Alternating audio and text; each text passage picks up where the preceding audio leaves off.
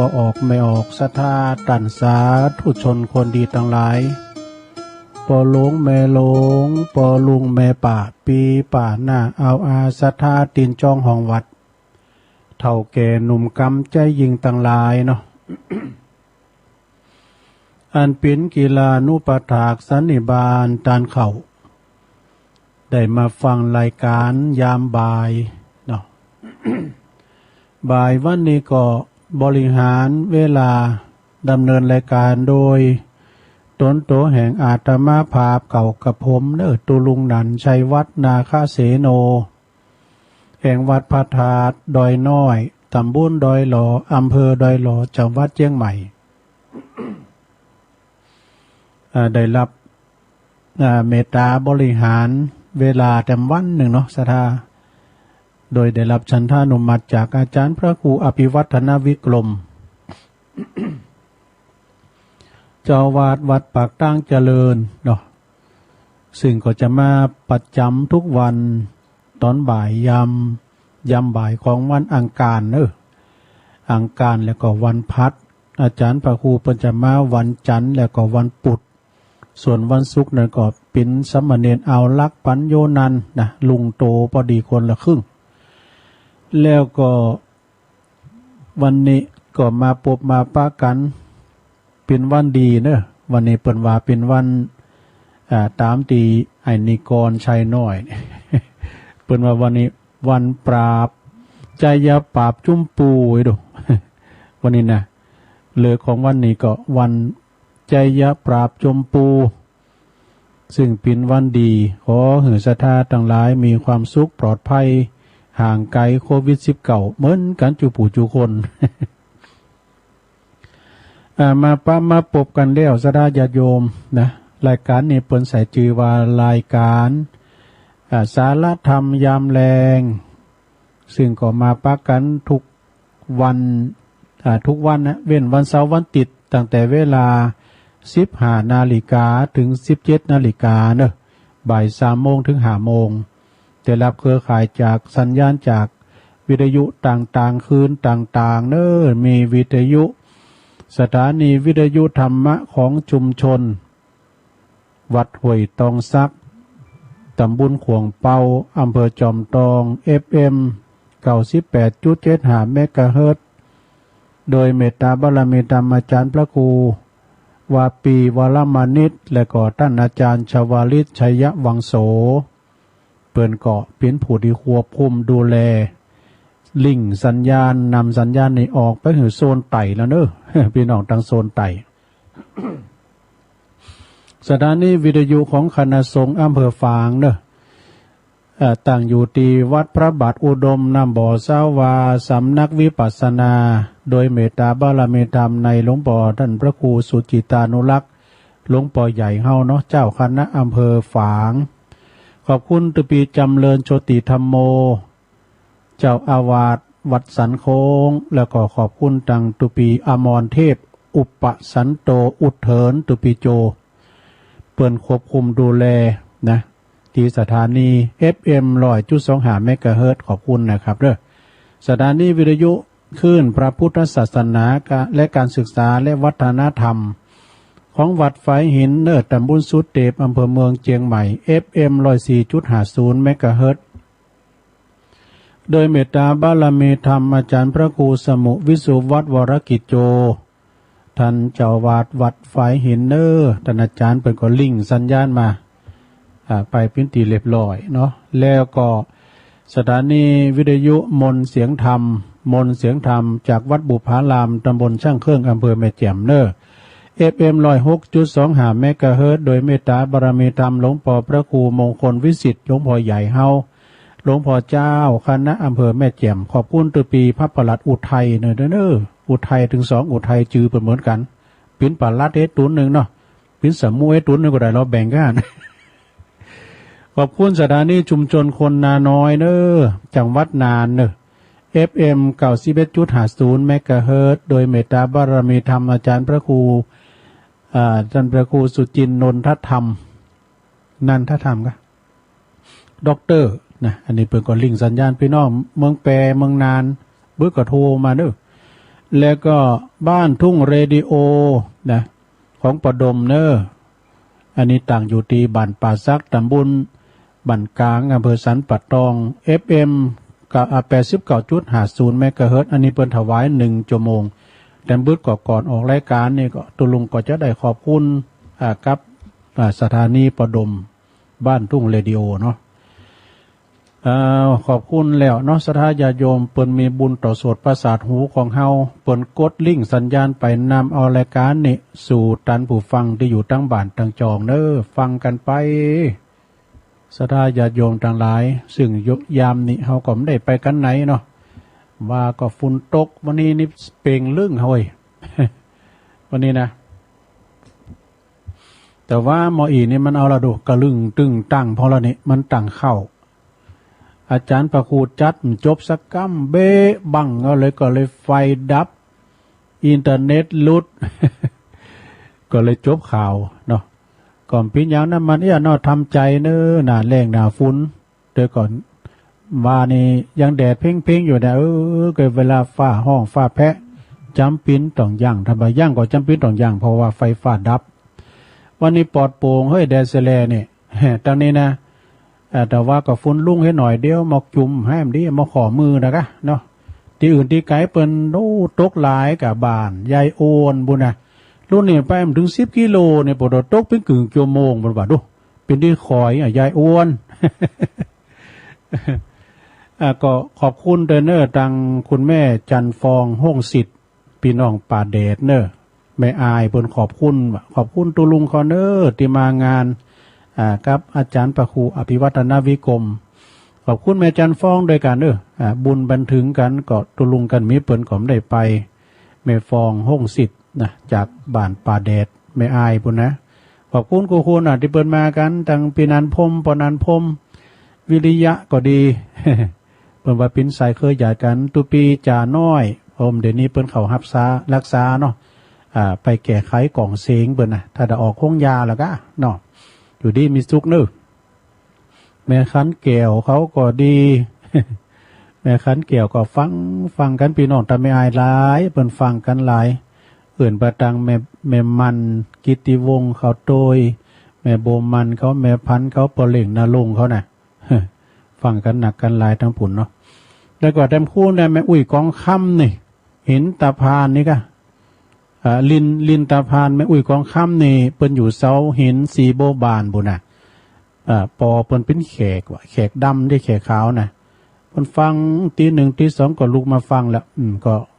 เป็นกำลังใจให้ยายตัวเน้อเปิ้นนั่งรอเข็น มีตังพี่กะตังอุ้ยอินเสมิงนี่หายไปเด้อจะฟังกันอยู่จ้ะอุ้ยอินเสมิงเปิ้นว่าเป็นลือหรออุ้ยอินลือ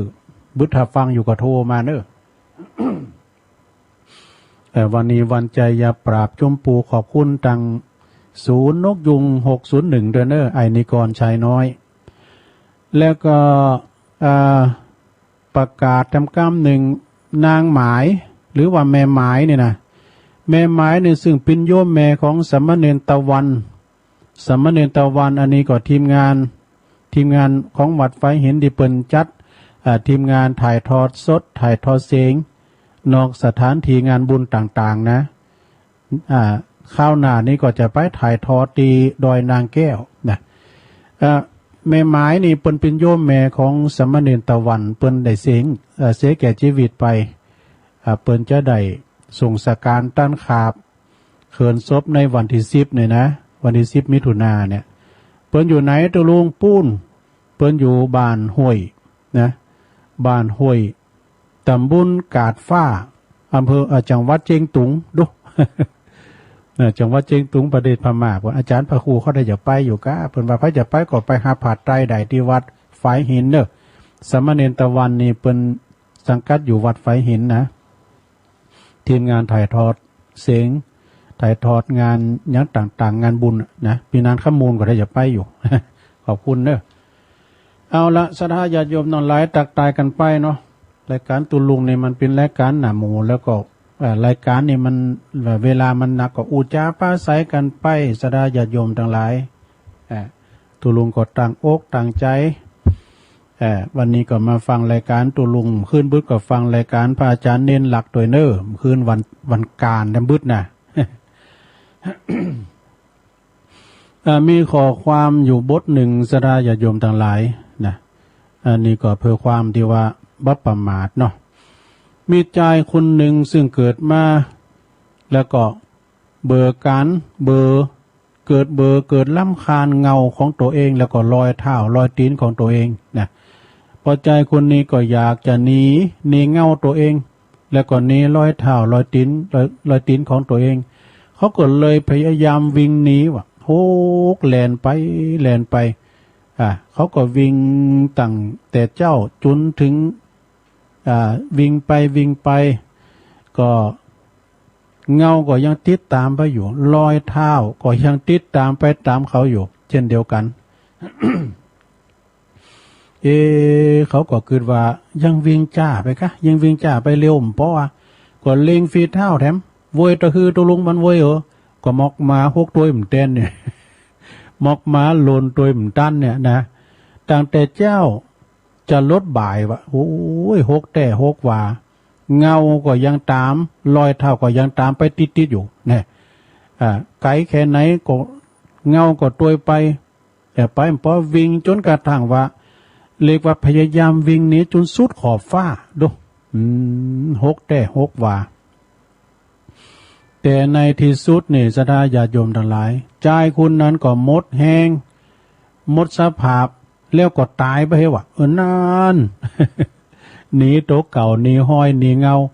ขณะตีนเงาแล้วก็รอยเท้าเขาก็ยังติดตามไปทุกนาทีสุดท้ายก็เลยอันไปเคิดกันก็มันก็เคิดกับเงามันติดตามเข้าไปตลอดเวลาเนาะแล้วเปิ้นก็มีข้อคิดว่าที่จริงเขาก็วิ่งเขาก็หาลู่ไม่ว่าที่เขาแลนไปนะหนีโตเก่านี้รอยเท้านะมันต้องหนีไปไหนเพียงแต่ว่าเป็นนางอยู่ตีปื้นเก้าไม้หุ่มเก้าไม้เพียงเต้าอีแล้วนะหอยเท้าแล้วก็เงานั้นก็จะหายไปเองนี่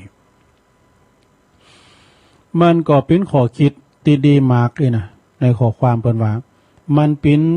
อุปมาของคนที่อยากจะหนีตุกจะแลนจะหนีตุกคุณตั้งหลายเนี่ยศรัทธาญาติโยมทั้งหลายก็อยากจะหนีให้พ้นทุกข์ทั้งนั้นนะ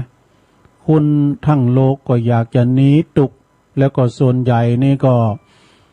ที่ทำนั่นก็คือพยายามวิ่งเหมือนกันหมดพยายามวิ่งเหมือนกันพยายามแสวงหาแล้วก็พยายามหนีทุกข์โดยการแสวงหาความสุขแล้วก็ดิ้นรนไปหาสิ่งต่างๆมาครอบครองนะมาครอบครองอยากจะหนีความอยากจนอยากจะหนีความต่ำต้อยแล้วก็พยายาม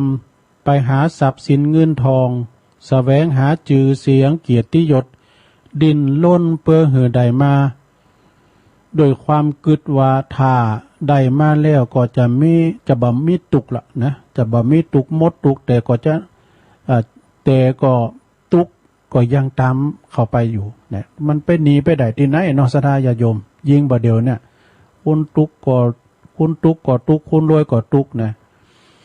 บ่ว่าจะเป็นคุณรวยหรือว่าคุณที่มีชื่อเสียงคุณที่มีอำนาจวาสนาบารมีคุณความทุกข์มันก็บ่เคยหายไปนะเป็นเงาติดตามตนโตเฮาไปเงาแล้วก็รอยเท้านี้ก็คือเปรียบเหมือนความทุกข์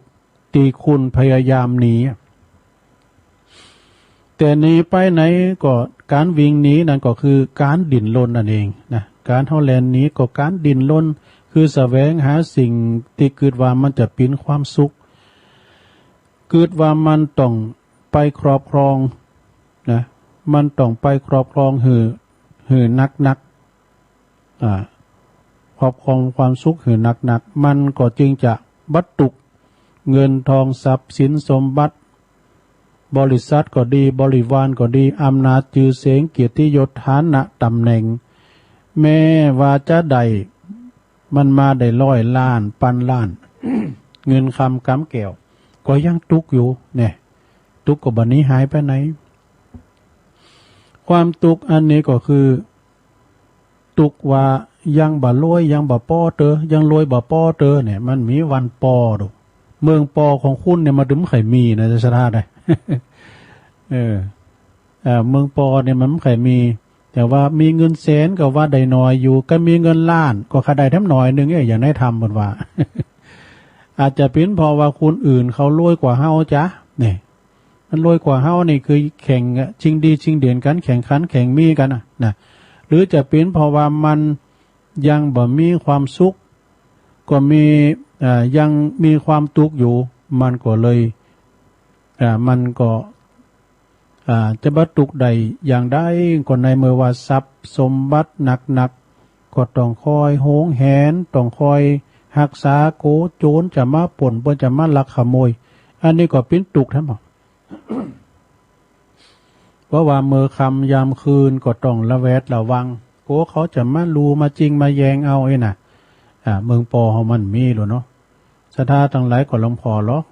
คุณเฮานี่มันทุกข์อย่างใดนะจะเกิดกับความโลภเข้ามาครอบงำวันนั้นได้แนวว่าก็เฮาได้ยินข่าวเนาะแม่อุ้ยวัยเกษียณอายุ70-80 ปีแล้วก็ดูก็ยังเห็นเป็นมาจุหลอกเอาชะตังเนี่ยถอนชะตังออก21 ล้านไงดูคนลูกเต่าเหล่าล้านเลี้ยงย่ำผอมก้อยบนบอกเนาะโอ้ไปถอนเงินมิจฉาชีพกับหมู่เนาะ21 ล้านเต็มจะถอนคำเดียวนะถอนบ่อยไป2 ล้าน3 ล้านนี่กะฟังข่าวนะเนี่ยเขาพร้อมอย่างเพราะว่าคุณเฒ่าเปิ้นฮู้หยังน่ะเปิ้นสลืมสลือเนาะก็เลยว่าลูกหลานต้องพอก้อยดูแลพวกนะอันนี้ขอนมีเฮ็ดเนอะลูกหลานก็ต้องพอต้วยกะแล้วก็สิ่งที่ครูบาอาจารย์เปิ้นบอกว่าเปิ้นบอกว่ามันก็ต้องดิ้นรนขวนขวายแสวงหาหยังต่างๆเพื่อจะหนีทุกข์เพียงแค่ว่าเฮานั่งนิ่งๆนั่งนิ่มๆนะลุงนะนั่งพักผ่อนอยู่ใต้ร่มไม้ใต้ห่มไม้ไม้เฟยนะเฮาอยู่ห่มก็ไม้มันเย็นนะลุงเย็นอกเย็นใจห้อยเท้าและก็เงาเฮานะก็จะหายไปเองต้นไม้ในที่นี้ก็คือหมายถึงธรรมะก็ได้เนาะศรัทธาเนาะนั่งนิ่มๆอยู่ปื้นก็ไม้ก้อนไม้นี่ก็เปิ้นเปรียบเหมือนธรรมะเมื่อคุณเฮาเลิกดิ้นรนตะเกียกตะกาย เลิกตะเกียกตะกายแต่ก็หันมาภายใต้ร่มเงาแห่งธรรมะนี่ความสุขก็จะเกิดขึ้นทันทีนี่ลองฟังบ่ดอมันเป็นธรรมะนะลมเงานั้นอาจจะเจาะจงหือแคบลงไปแถมก็คือได้แก่สติแล้วก็ปัญญานี่สติกับปัญญาเนี่ยศรัทธาญาติโยมทั้งหลายคุณเฮานี่ ถ้าหากว่ามีสติปิ้นเคิงหักษาใจมีปัญญาเปรียบเหมือนแสงสว่างสาดส่องมันก็เป็นสุขได้นะก็เป็นสุขที่เกิดจากนี่เนอะเกิดจากความสงบเนอะศรัทธานิ่งอยู่เนี่ยนะศรัทธานิ่งอยู่ไปหกไปแลนก็คือตะเกียกตะกายเนาะความนิ่งนั่นก็คือความนิ่งในที่นี้ก็โดยที่เฮาบ่วิ่งบัตะเกียกตะกายมันเป็นสภาวะจิตใจนิ่งใจที่บ่ดิ้นรนนะใจที่บ่ดิ้นรนความทุกข์คุณเฮานั้นบ่ได้เกิดจากหยังนะบ่ได้เกิดจากหยังมันเกิดจากจิตจากใจเฮาดิ้นรนจิตตะเกียกตะกายนั่นเองนะจบลงไปศรัทธาอันนี้ก็คือเป็นข้อคิดที่นำมาเสนอคือกับศรัทธาญาติโยมทั้งหลายจะไปหกจะไปแลนจะไปหันเปิ่นโรยก็ไข่โรยเหมือนเปิ่นนี่นะเปิ่นว่าหันจ้างขี่ก็จะไปขี่ตัวช่างนี่เนาะอันนี้ความตัณหาหนีโต๊ะเก่าคืนนี้ร้อยเท่าหนีเงาของตัวเองมันหนีไปไม่พ้นหรอกเอามาอยู่ห่มใหม่เนาะอยู่ห่มลมพระโพธิสมภารลมภายใต้ลมเงาของธรรมะมีสติมีปัญญาเนาะพระไพศาลสาวิโรนะนี่เปิ่นว่าที่มาสุขได้ เมื่อใจหยุดดิ้นนี่ก็ขอบคุณเด้อแม่ทองคำพรหมมินจากอินเตอร์คินแม่แตงเนี่ยแล้วก็มีแถมบทความหนึ่งสดาญาโยมที่เฮาตั้งหลายเนี่ยได้ฟังกันไปแล้วก็เดียวก็จะมีนิทานแถมหน่อยนี่นะสดาตุลุงก็เกมทำมาเหมือนกันนะทำอย่างตุลุงมีทำกล่อมมาเหมือนกันเนี่ยนะทำของท่านอาจารย์สมเพชรตุปีสมเพชรนี่เป็นได้เอาทำมาหืดตุลุงมันเป็นทำกล่อมแล้วก็จือทำเรื่องพวกเกี่ยวมีแสงอย่างเงี้ยเนี่ยนะถ้าชั่วโมงที่2จะตีดให้ฟังเด้อก็มีเจ้าภาพอยู่นะบทความของแม่สุปรีนี่ก็เน็ตเหมือนกันเด้อทำบุญถึงทำไมถึงต้องทำบุญโอ้บุญเนี่ยสดาญาโยมไผคุณใดก็ใครใดแต่มันทำยากหน่อยนะทำบาปนี่กำเดียวก็ได้เนาะเหมือนกับกำอู่กำจ๋าเนี่ยสดาอู่หือเปิ้นหักอยากหนักจักหวังอู่หือเปิ้นจังกำเดียวก็ได้เนี่ยอู่หือเปิ้นหักแนวหือเปิ้นไว้วางใจไว้เนื้อเจอใจนี่อยากแต่เนื้อสดาเนาะต้องยกแม่น้ำตั้งหาก้าอยากการทำบุญก็เหมือนกันเนี่ยทำไมถึงต้องทำบุญคือว่าหนึ่งเพราะบุญเป็นพลังงานที่มีพลังดึงดูดความเจริญมาสู่ชีวิตเฮาเนี่ยโอ้นาบุญคิงอ่ะเนอะบ่เฮ้ยเนี่ยคิงไปโดยเขาคิงก่อมเจ็บปิ้นนี่นะเมื่อแล้วนี่ได้ยินที่ไหนเนี่ยไผว่าเนี่ยปวดโตเพิ่นจะไปที่ไหนกันฮุบหมอนนานว่าโฮกมาแลนมาไหนก่อมเต้นบ่ซักอ่ะเพิ่นไปเฮ็ดก่อนปุถ3เดือนนี่ผลสุดท้ายนี่เปิ้นไปอุบัติเหตุปุดโตเป็นบุญฮะก็กึดถึงบุญเลยทันทีนะข้อ2เด้อโยมเด้อข้อ2นี่ก็บุญเป็นต้นเหตุแห่งความสุขและก็ความสำเร็จในชีวิตนี่โอ้บุญคิงเนี่ยบ่เฮ้ยคิงเกิดมาคิงได้ทำได้เห็นศึกษาจนได้เป็นใหญ่เป็นโตเป็นเจ้าคุณในเจ้าคุณมูลนายเป็นเจ้าคุณนายคุณนี่นะปิ้นตำรวจปิ้นทหารปิ้นพอปิ้นหยังต่างๆก็บุญเขียนบอกเฮ้ยพ่อแม่คิงมีเงินเนาะบางพองพ่อแม่คุณดำคุณรวยส่งลูกถึงฝั่งสักคำเนี่ยลูกหมอฐานนี่ก็มีนะ3ข้อที่3เสบียงบุญใช้ได้ทั้งในภพนี้แล้วก็ทุกภพทุกชาตินะอันนี้ก็คือบุญเนี่ยติดตามเข้าไปตลอดเวลาเนาะเรียกว่าปุญญานิปรโลกัสสมิงปฏิตาโหติปานินังบุญจะติดตามเข้าไปทั้งภพนี้และภพหน้าตึงจัดนี้แล้วก็จัดหน้าตัวเนาะเอาต่อไปจะได้เล่านิทานนิทานนี่กล่อมเหมือนกันเนอะยาวเหมือนกันนะสนะเนาะนิทานคือเป็นความสามัคคีเนอะอันนี้นะเป็นความสมัครสมานสามัคคีกันนิทานพญานกกระจาบเนอะปิ้นจะได้ก็ลองฟังพอบัดนี้ก็จะว่าโดยความสามัคคีความพร้อมเพรียงในหมู่คณะและก็ในหมู่ญาติจึงนำมาซึ่งความสุขและก็ความเจริญมากนะเหมือนพระโพธิสัตว์เจ้าเปิ้นบังเกิดขึ้นนะมาถือกำเนิดเกิดมาเป็นพญานกกระจาบพระโพธิสัตว์เจ้าเนี่ยเปิ้นเสวยพระชาติมาเป็นพญานกกระจาบนกกระจาบนี่ก็มีบริวารนักเด้อบริวารหลายเที่ยวไปในป่าใหญ่พระโพธิสัตว์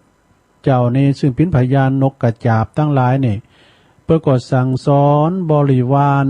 นะสั่งสอนบริวารให้ประพฤติรักษาความสามัคคีเนอะรักษาความสามัคคีแล้วก็มีความพร้อมเพรียงช่วยเหลือซึ่งกันและกันจะไปแตกแยกกันนะจะไปทะเลาะวิวาทแล้วก็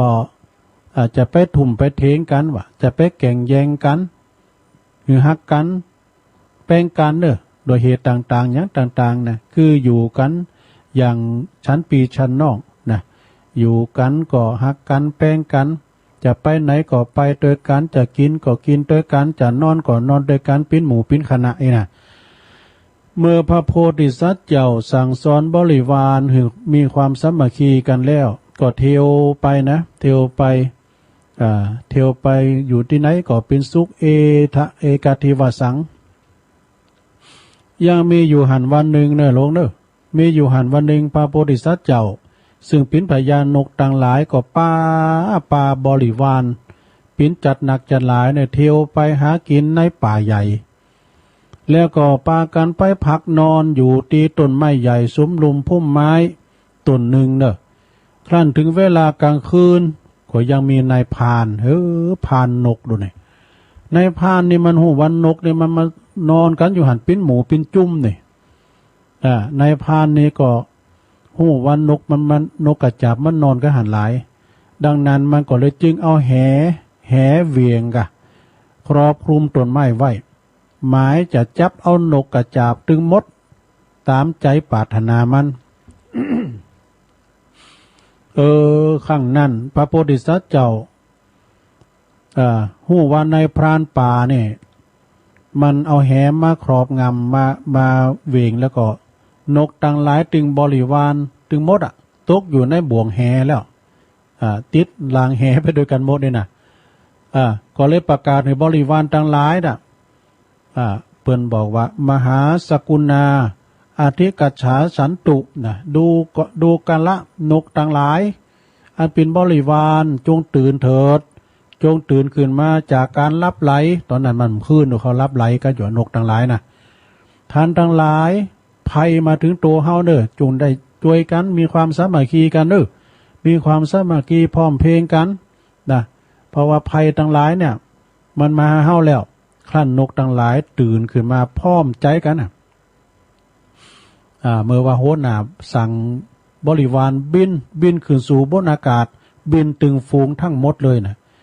แหของนายพรานก็เปิดขึ้นออกนะนกต่างหลายก็บินออกไปได้โดยบัดถึงซึ่งความตายอาศัยความพร้อมเพรียงนี่ปลอดภัยเลยปลอดภัยจากโควิดจากแหกันเนาะจากแหแล้วก็ยังอันเป็นพรานเรียกว่าเป็นนกกระจาบขาวนะทีนี้มานกกระจาบดำกำหนึ่งนี่มันมีนิทานสอนนิทานนะนกกระจาบดำนี่ก็มีโหนานกกระจาบดำนี่ก็คือพระเทวทัตนี่เป็นพระเทวทัตโดเป็นขู่ปรับของพระพุทธเจ้าทุกภพทุกชาติพระเทวทัตนี่บังเกิดขึ้นเป็นนกกระจาบดำนี่มันมีดำมีขาวมีบริวารเนอะเป็นโหนาดูนกกระจาบดำในเป็นโหนาบริวารมี500ตัวกันนะดูได้ประพฤติรักษาประพฤติรักษาซึ่งความพร้อมเพรียงความสามัคคีมันไม่เคยมีมีแต่ความทะเลาะวิวาทกันทุ่มเถียงกันเป็นเบื้องหน้ามันมีความสามัคคีกันพอโหนาในสำคัญนะโหนานะจะอยู่จะกินจะอยู่จะได้จะนอนจะได้แบบพร้อมกันไผไข่กินก็กินไผไข่แอลก็แอลไผไข่เยี่ยมยังก็เย่ตามใจตัวเองบ่ฟังโหนาเนี่ยบริวารเนี่ยมันบ่ฟังโหนาก็คือพญานกกระจาบดำนี่คือถือกำเนิดเกิดมาก็คือพระเทวทัตเนี่ยเอกทิวสังยังมีอยู่หันวันหนึ่งเนอะมีอยู่หันวันหนึ่งนกกระจาบดำปลาบริวารเที่ยวหาอาหารในป่าลึกดึกนะในป่าใหญ่ก็ไปหาอาหารว่าเวลาพบค่ำเย็นมาแล้วก็ปลาบริวารไปนอนอยู่ที่พุ่มไม้นะนกมันเดือดนะเนาะมันหลายนี่นะมันหลายไป500กันนะดูนายพรานนายพรานนำแล้วถ้าเจ้าเก่านะก็นายพรานก็เวงแหกนายพรานมันหูวันนกกระจาบนี่มันนั่งมันนอนอยู่ที่หันนักขนาดเลยนะปุตโจกปากแล้วดูนี่นายพรานมันก็เวียงแหไปกับพร้อมกับภูมิใหม่ภูมิใหม่ที่นั้นนะเตสกุณาเนี่ยนกกระจาบมันห้องเตสกุณานกกระจาบทั้งหลายก็ปากันเนี่ยติดแหติดตาข่ายของนายพรานต่างคุ้นก็ต่างบินพองบินพองเนี่ยมันมีความสามัคคีกันก็ช่วยกันช่วยกันเยี่ยมบินเอาหมุนเอา1 2 3เอาบุตโตพองก็บินพองก็บินเนี่ยกันมันมีความสามัคคีกันดูก็บ่อาจจะออกไปได้โดยความที่บ่พร้อมเพลงกันสดา มันบ่ช่วยกันแต่นายพรานจึงได้จับเอานกกระจาบดำทั้งหลายเนี่ยนำไปฆ่าหืดตายแล้วก็ขายเล่งลูกเล่งภรรยา เล่งลูกเล่งเมย์มันเฮกะนายพรานเนี่ยมันลาเนอเนาะว่ามันเนี่ยมีความบ่พร้อมเพรียงกันก็เกิดความหายนะความชีพหายดังบรรยายมานี่นะฉะนั้นเฮาตันทั้งปวงควรจะรักษาความสามัคคีกันเด้อนะมีความสามัคคีในสันดานจะได้มีความสุขความเจริญใหญ่ปินไปในเบื้องหน้าอาจจะสำเร็จแก่พระนิพพานอันหนึ่งนะการสงเคราะห์หมู่แก่หมู่ญาติเนี่ยการสงเคราะห์แก่หมู่ญาตินี่จะเป็นกุศลนิติคุ้มทรัพย์เนี่ยสงเคราะห์ญาติก็คืออย่างอย่างพญานกกระจาบขาวเนี่ยเปิ้นก็ได้ของได้ยังมากก็เอามาหือนกกระจาบที่เปิ้นเฒ่าเปิ้นแก่สงเคราะห์หมู่ญาตินะที่เปิ้นบินเหินไปในบ่ได้เปิ้นก็เอาอาหารมาเผยแผ่ลูกน้อยพองก้าละอ่อนที่มันบินยังบ่ได้มันมีกระขุนโอ้โหเจ้าหันไหนน่ะไก่นั่นนี่ปุถุเน็ตได้เด้อขนาดมัน เปิ้นลกขุนออกหมดแล้วนี่แล้วมาเจอกูปั๊บเก่ามาจุนกันอยู่มันหนีออกจากอันหมอน้ำห้อนมา เขาก็จางเยอะเด้อมีขุนซะหน่อยนะหลวงจุนกันเนี่ยจุนกับไก่ปู้ที่มันมีขุนปุถุเน็ตเนาะถ้าไก่จุนละปะกอยเนาะ ทรัพย์คือกองบุญที่อุดหนุนเนอะคือสัตว์ทั้งหลายเนอะสดานะมีความสุขความเจริญในโลกนี้ก็โลกหน้าปิ้นตีผูกพันกับญาติวงศาหือมันไผมีญาติวงศามีปู่ย่าตาโทษมีปอมีแม่หน้านุงสูงซ่องเกาะขึ้นสู่ลุงหากันนะปิ้นตระกูลเดียวกันเฮาเล่งผีปู่ย่าก็ผีเดียวกันน่ะจะไปลืมเนอะเปิดมีกูปีด้วยเล่งผีปู่ย่านี่นะเปิดก็ออกสตางค์กันบางทีเปิดก็ทำบุญกันเนี่ยนะเล่งผีปู่ย่าเนี่ยวงตระกูลตนตระกูลเฮาผีตนตระกูลเฮาก็จะเป็นละในวงญาติสงเคราะห์ญาติกันไผมีไผเจ็บไข้ได้พยาก็จวยกันให้นะวงญาตินะบ่หืดแตกเล่ากระจักกระจายทำลายไปนะปิ้นตีหักษาตระกูลหืดเจริญใหญ่ในจาตินี้ขั้นทำลายขันสิ้นชีวิตอินทรีย์ไปแล้วก็ไปสู่ปรโลกเบื้องหน้าก็จะพลักพร้อมด้วยหมู่ญาติวงศาไปปักกันปุ่นเนาะเมืองสวรรค์นี่นะ ดังองค์พระสัมมาสัมพุทธเจ้าของเฮาทั้งหลายน่ะพร้อมโดยญาติถึงสองฝ่ายนะบิดาและก็มารดาโดยอานิสงส์ที่พระองค์สงเคราะห์ญาติสงเคราะห์แก่หมู่ญาติมาแต่ครั้งเสวยพระชาติปินพญาปินนันพระโพธิสัตว์สร้างบารมีถึง4อสงไขยไปแสนมหากัปเปิดประโยชน์แก่พระโพธิญาณโดยจริยา2ประการปินเบื้องหน้าคืออัตถจริยาอัตตถจริยา พระองค์ประพฤติประโยชน์แก่ตนคือจะข้ามพ้นจากวัฏสงสารเนาะจึงได้สร้างบารมี30ประการบารมี30ตัดเนาะแล้วก็โลกัตถจริยาพระองค์ก็จะประพฤติเปิดประโยชน์แก่โลกคือจะนำเอาสัตว์โลกทั้งหลายเนี่ยข้ามพ้นออกจากโอคาสงสารเข้าสู่พระนิพพานคือพ้นจากภัยในวัฏสงสารคือเกิดแก่เจ็บตายจึงได้สร้างบารมี30ประการจึงสำเร็จแก่พระโพธิญาณเป็นองค์พระสัมมาสัมพุทธเจ้าขึ้นในโลกนะแถมหน่อยนึงนะโลกเนอะเป็นตีระงับดับทุกโศกของสัตว์ทั้งหลายในต่างมนุษย์นะต่างสวรรค์และก็ต่างพระนิพพาน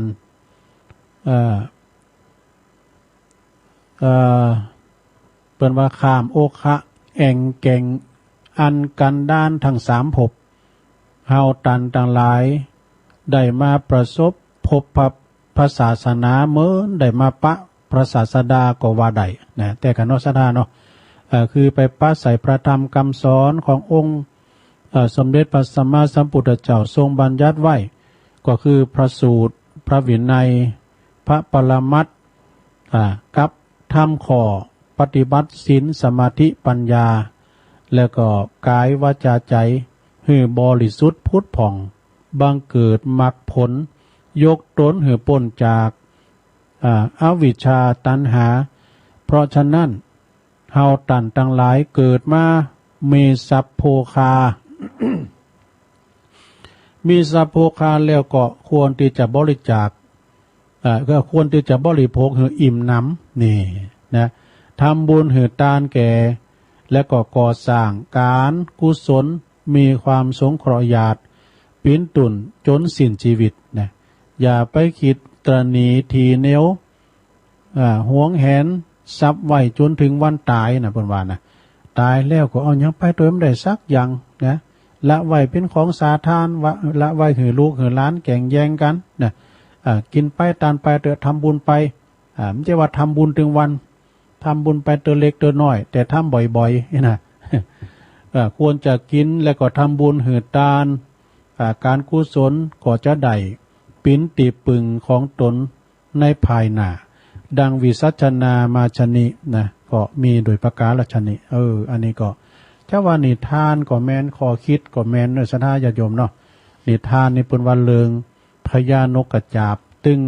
นกกระจาบขาวตึงนกกระจาบดำเนี่ยอันนี้เป็นอิงนิยายธรรมของพระพุทธเจ้าเนอะศรัทธาญาโยมทั้งหลาย ดังที่ตัวลุงได้ประกาศมาได้อู่มาก็พอสมควรแก่กาลเวลาเนอะศรัทธาญาโยมเนอะตะกี้นี่ยายพอนี่เต็กมาอยู่ใจแต่ตัวลุงก็ไม่จะวามอย่างนะไปแต่เต็กมาก่อนเป็นอย่างเพราะว่าตัวลุงก่อนโคตรวางก็คือว่าถ้าเป็นโคตรไม้ตัวลุงก็โคตรให้มันได้ยินเสียงได้นะแล้วก็ไลน์เบอร์ที่เป็นโทรมาเพราะว่าตัวลุงอ่านในไลน์ดอกพอในไลน์แต่ว่าเป็นโทรไม้ก็ไลน์ตัวลุงก็หายไปตัวลุงก็กดเหือนหายจากอันนั้นแล้วก็ตัวลุงก็อ่านต่อกันเป็นอย่างนั้นตัวลุงจะวามอย่างต่อไปก็จะได้เปิดสายเนี่ยอันนี้สายแหลกนี่ตำใดจ้าเจริญปอนไหวสาเจ้าตุลุงฟังอยู่ฝนตกแล้วเนาะวันเนี้ยมีฝนไหมฮะตะวาดูตกตะวาตกหน่อยเดียวมันตกนิ่มนะเหมือนกันบ้านเฮาก็กำลังตกตะวานี่ว่าพอหลายพอดีเย็นไม้แล้วแรงสีก็มืดมาแล้วลุงอันเปิ้นลำดามาก็ดีอันนี้ดีเนาะประจ้างแต่งจ้างออกกันเนาะน่ากับตัวลุงค้นคว้าเป็นหนังสือเก่าโลจะมีให้อยู่มีนิทานเก่าแบบดีทุกหลวงพ่อมาเหยะอันนี้ฟังก็ดีเสาะมาค้นคว้ามามาจากก็ดีมันอย่างแล้วเนาะทำก็ได้ว่าทำเบิดกินเหรอตอนชั่วโมง2ถ้าว่าทำมันพอยาวเฮ้ยชั่วโมง2มันไหลไปทำอันมันมาใครได้ยินเฮ้ยทั้งเนี้ยแต่เสียดายแต่ฟังของบดมเนี่ยเดี๋ยวนี้เนาะอันนี้ชัดเจนดีกันประเดี๋ยวนี้นะที่ออกของบดมนี่นะนะครับจ้าคือกำลังใจตัวลุงยินเนอร์ไปสายจ้าแม่อามอนจากทาดอยข้างพี่น้องตัวแทนพี่น้องบันทาเจริญปอน0899555606ถ้าโทรมาก็ก่อนเวลากระเดียวตุลุงก็จะล่าของปดมเนาะเจริญปอนยายพรนมัสการเจ้ายายพรมาแล้วก็มันเปิดใครชาตินะดีกะฮะมันใครชาติอ่ะฟังอยู่จูอุ้มบอกอ่ะมึงบ้าแบบเนี่ยไหลมันเต็ดกะไหลมันเต็ดไหลเป็นได้กูได้อ่ะอย่างนั้นต่ออื่นดังนะล่องวัวแดงอยู่ข้างกำแพงสันกำแพงเชียงใหม่พอเยี่ยมชักยืนโทรมาในเน็ตแล้วเลยยันใหญ่พรเนี่ยว่าท่านโขนชักอ้อยเนี่ยมันเอี้ยกันมันก็ทำใจฉันเตยก็คืนมันไม่ค่อยดีเพราะไงยายพรอันก็แล้วผลอ้อยนะมึงข้ามเอาไปขี้เกียจน่ะก็ตั้งใจฟังกันเนอะแล้วก็ฮะ รอบสองก็เอาก่อนเนาะรอบสองเนาะเดี๋ยวนี้มันเวลามันหน่อยนะยายไม่หลายนาทีเลยว่ามันให้ชัดเนี่ยติววิทยุฮอนไปนั้นจับไหนก็ย่างหันเลยฮะใหญ่ไปทางอื่นชัดเด็ดดีนะดีกันเอารอบสองก็แล้วกันเด้อรอบสองจ้ายายพรโทรมาอยู่ใจเลยตุลุงก็เต็กเพราะว่าตุลุงอ่านได้ไลน์ดอกเพิ่นโทรมาตุลุงใจว่าอย่างนี้โทรมาเด้อแต่ว่าถ้าว่ามันถึงเวลาหับตุลุงก็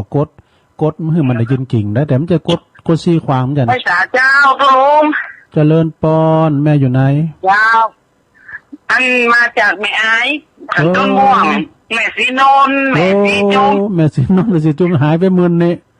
ก็เนี่ยมาได้ฟังตุลุงเมืองอ่ะว่าโอ้ไปทั่วไปตกไปไหนไปงานขาวดำบุญดอยลางบุญตุลุงโอ้ไปไกลได้บ้านนี้ก็แม่บ้านห้วยโมงเนาะเจ้าบ้านสันต้นม่วงสันตุ่นโมงเจ้าสันต้นม่วงไม่อายตุลุงเด็กอะบางใจเนอะถึงอยู่ก็น่ะวันนี้มาจุกันเนี่ยว่าฟังตุลุงเห็นสักกะมออีกอากาศฟังให้พร้อมกันเนาะดีใจเนอะบุญโทรมาความคิดถึงตัวเนอะไหว้ศาลเจ้าวันนั้นถ้าโควิดหายเนาะไปว่องศาใกล้ๆเนาะแม่น่ะโธ่ขอบคุณแม่ซีนนแม่ซีจุมสันต้นม่วงแม่อายเนอะสาธุเนอะเจ้าสาธุเจ้าเอกโทรมาเนี่ยกำลังใจกันก่อนดีละพี่ยังฟูนตกก่อนรายงานพองเจริญปอน0899556506เจริญปอนไหว้ศาลกับนมัสการครับโอ้อันนี้ตั้งได้จ้ะครับผมนะตุลุงวันที่10เป็นแย่อย่างเราแก้วท่านพระครูท่านอาจารย์นะครับผมใบสาครับผมครับวันที่10แบบนี่อย่างเราแก้วอันนั้นเปิ้นจะคุณเล็กคุณยังขึ้นไปก็ฮะเปิ้นจะร่วมพลกันจะได้มื้อนาครับฟังจันทร์พระครูที่ว่าเจ้าจันทร์ตุลุงขึ้นมาก่อนนะครับก่อนท่านพระครูคือไปก็ไปตัวน่ะนี่ขึ้นมาครับท่านพระครูคือไปตัวก็ไปเอาด้วยกับท่านพระครูอภิวัตนะพอลงไปเอาด้วยกันไปก็ต่อไปอยู่เพราะว่าเขาเป็นไอ้จังหวะของคนนี้ไม่เป็นปัญหาเพราะนั้นเพิ่นจะมีอย่างนั้นตุลุงดอยก็ว่าน้ำขึ้นแล้วนี่นะครับผมรู้อยู่กลางครับแต่ว่าอันมันวันคือเพราะว่าเพิ่นก็จะรวมงานแล้วพวกก็เป็นวันศีลอยู่นี่เนาะวันที่8วันที่9พวกครับผู้ครับครับสอบถามนะครับนะครับขอบคุณตัวปีนักเด้อครับฟังเจ้ายังมองเลยเจ้าอ่ะเมื่อเจ้านี่ได้ออกครับผมแต่มีวันพัดศุกร์เสาร์อะครับเมื่อเจ้านะก็ว่าเจ้าแม่ผู้ครับพัดศุกร์เสาร์แล้วก็ครับใบสาครับถ้าว่าเมื่อแรงนี่ก็วันการกับวันพัดเด้อตุลุงนะเจริญปอนใบสาตุลุงพน้องครับต้องได้จ้ะนี่ปนันประเสริฐวันนาเดงมานานครับจำระวังดูจำฟังเสียงเจ้าวันนี้ครับเทศเข้าใจง่ายครับวันนั้นประเสริฐเนาะครับวันนาแดงครับนาแดงครับเมืองนานหมดเนาะครับเมืองนานครับเดี๋ยวป้าจะดิวน้องประคาเดี๋ยวอันนี้นะครับวันนั้นฟังเจ้าอะไรก้าฟังพี่วัตปุณกับคนกับฟังจะต้นกาถึงนั้นเปิดสายครับโทรมาพร้อมกับพี่ยังเนาะ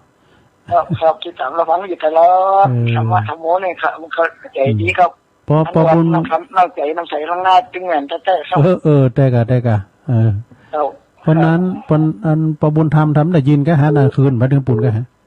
ครับเขาอยู่ในสิ่งในธรรมก็เขาปฏิบัตินี้เขามันกินมันตานก็มีบุญกุศลกั้มเขาครับอันนี้กะแม่เนาะบุญกุศลปกปักรักษาเนาะขอบคุณปนั้นประเสริฐนักเด้อกำลังใจทุลุงเลยให้ทุลุงได้อยู่ดีมีสุขกันวันอย่ามีโรคภัยเดือดร้อนครับสาธุโทษอันนี้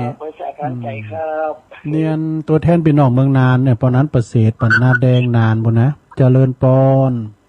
เจ้ากาไว้ขาเจ้าตุลุงฟังอยู่นะเจ้าท่านใดจ้าแม่น น้องบัวแม่ขจาเจ้าโอ้แม่จิรพันธ์กะเจ้าโอ้ได้นางแก้วนั่นเปิดจะรอเปิดจะนั่นอยู่กำลังจะเป็นศาลาอยู่เจ้าเป็นศาลาใหม่อยู่กำลังจะเป็นศาลาใหม่อยู่กำลังจะขนเล็กขนนี่ขึ้นไปตัวลุงประมงตะคืนรอตัวลุงก็ฟังแล้วมันอันนั้นนะมันฟังอันเนาะเพราะว่าเปิ้นจะแปลงศาลาเป็นเบื้องต้นก่อนจะขนดินขนเล็กขนอย่างขึ้นไปรอเป็นอย่างก้อนใหญ่กันแล้วเปิ้นจะแปลงย่ายตั้งไปเนี่ย42เมืองไปไหว้ดีฐานนั่นก่อนอย่างกันยังไม่ได้แต่งขนาดเตื้ออย่างกันยังเจ้าถ้าเจนดีเจ้าตลงขอบคุณแม่จิรพันธ์นักๆเด้อเจ้ากาไว้สาเจ้ากำลังสาเจ้าวันนี้แม่จิรพันธ์นี่เป็นตัวแทนพี่น้องจากตั้งเวียงป่าเป่าเด้อพุทโธนี่ผู้นำบุญเด้อไปที่ไหนเปิ้นเอารถบัสไปก่อนนะขอบคุณแม่จิรพันธ์โมป้อแม่ขจารโมเดิร์นแม่ขจารพวกนะน้องโบแม่ขจารเนาะก็ตุลุงก็ฟังอาจารย์พระครูเปิ้นก็ว่านะเปิ้นก็จะลื้อศาลาหลังเก่านะเปิ้นจะแปลงศาลาใหม่โดยก็จะคุ้นเล็กคุ้นหลาขึ้นไปกะนะเปิ้นก็ตั้งปอกกำนั่นก็เดี๋ยวนี้เปิ้นก็กำลังจะเริ่มแปลงละเริ่มดำเนินการขึ้นต่อไปเพราะว่าศาลานั้นได้ยินอาจารย์พระครูว่าตบมาปี2520แล้วตุลุงย่ำเกิดแล้วกะเกิดแล้วกะเนาะบ่เฒ่าแล้วนี่2520เนาะตุลุงยังเป็นขุนเป็นหยังอยู่นั่นใดมื้อยังได้โบสถ์ในตอนนั้นน่ะแล้วก็เดี๋ยวนี้เพิ่นจะลื้อหลังนั้นแล้วจะแปลงใหม่แล้วก็เพิ่นก็จะตั้งท่าแปลงพระธาตุเจดีย์สี2เมืองกันต่อไปอย่างกันเนาะโอ้มาทำแล้ว0899556506เจริญปอนสาเจ้าลุง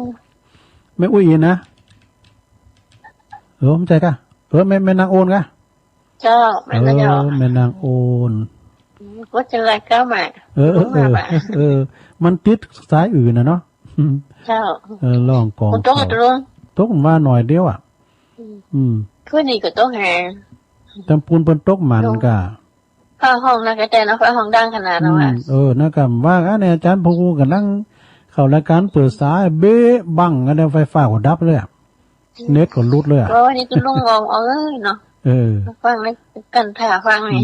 ตัวลุงจะมาวันการแล้วก็วันพัดเริ่มแรงนี่นะเจ้าอาจารย์พระครูพวกเจ้าให้ออกอันพวกเจ้าอาจารย์พระครูออกแล้วก็ฟังอาจารย์ธนอาจปัญญติธรรมมรดกธรรมตัวลุงออกวันพัดวันฮือพวกเริ่มพวกในตอนบ่ายเนี่ยอาจารย์พระครูสุเมธธรรมเสวีเนอะอุจจาภาษาธรรมนะเป็นตอบปัญหาเนอะกับพระครูอภิวัตเนี่ยวันพุธเนาะวันพุธนี่พวกวันยังพวกกับวันพุธวันนี้วันการเนาะเดี๋ยวก่อนมาสักคำนี้สักคำไหนพวกนี้มาแน่นอนกูเตือนเนี่ยพาลูกวัดเปิ้นมรณภาพหรอกแต่พวกนี้มาแน่นอนอาจารย์พระครูสุเมธนะขอบคุณแม่นางโอนหลายๆนะกะยินมานี่เฮาตอนนี้ก็บดมืดๆเหมือนกันแหละเป็นกำลังใจแม่นางโอนเลยเนอะอยู่ดีสบายเนอะ